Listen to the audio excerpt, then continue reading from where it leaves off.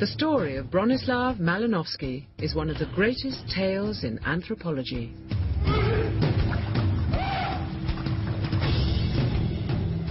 Almost 100 years ago, his short visit to some remote islands of Papua New Guinea turned into a 4-year odyssey. Here, Malinowski started a revolution in anthropology.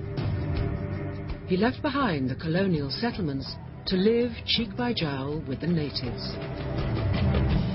His experience would overturn the Victorian notion of the simple savage and transform the way we look at our own society.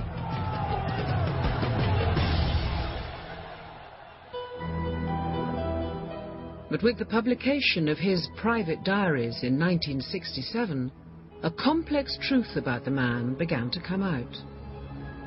Who really was Malinowski, and what drove him to become the founder and hero of modern social anthropology?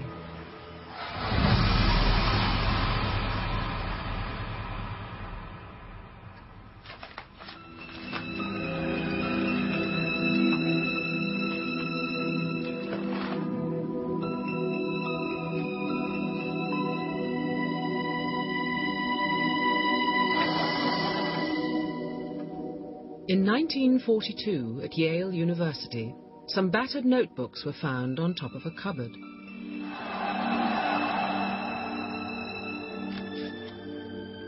They were the private diaries of Bronislaw Malinowski, the man who founded modern social anthropology.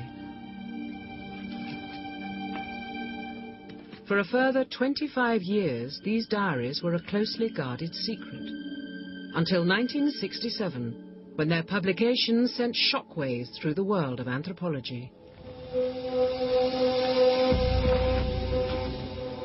His attitude was rather unpleasant and rather superior, and not an ideal model for younger anthropologists.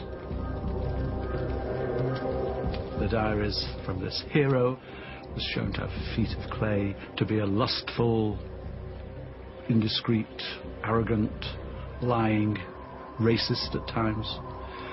He was all the things that they wished he wasn't. The diaries laid bare the dark side of a revered academic figure.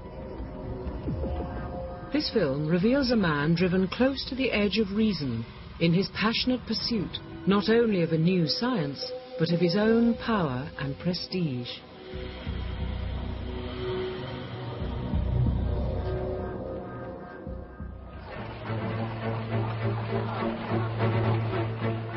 London, 1910. The bustling hub of the British Empire and the greatest city in the world. That March, a poor but well-born young Pole arrived and fell in love. My Anglomania has become something more akin to a mystic cult, worshipping at the altar of British culture.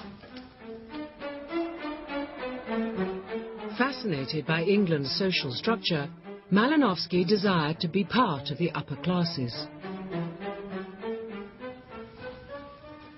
I both admire and fear the English way of life. Its elegance and refinement. Indeed, they are the very aristocracy of the nations. A highly superior nation where one is only tolerated if one is amusing. His surviving daughter and great-grandson bear out his desire for acceptance.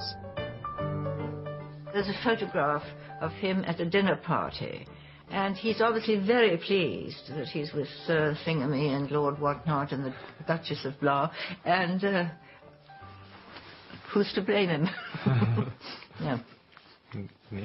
You. Okay, well, you're an American. You can't help yourself.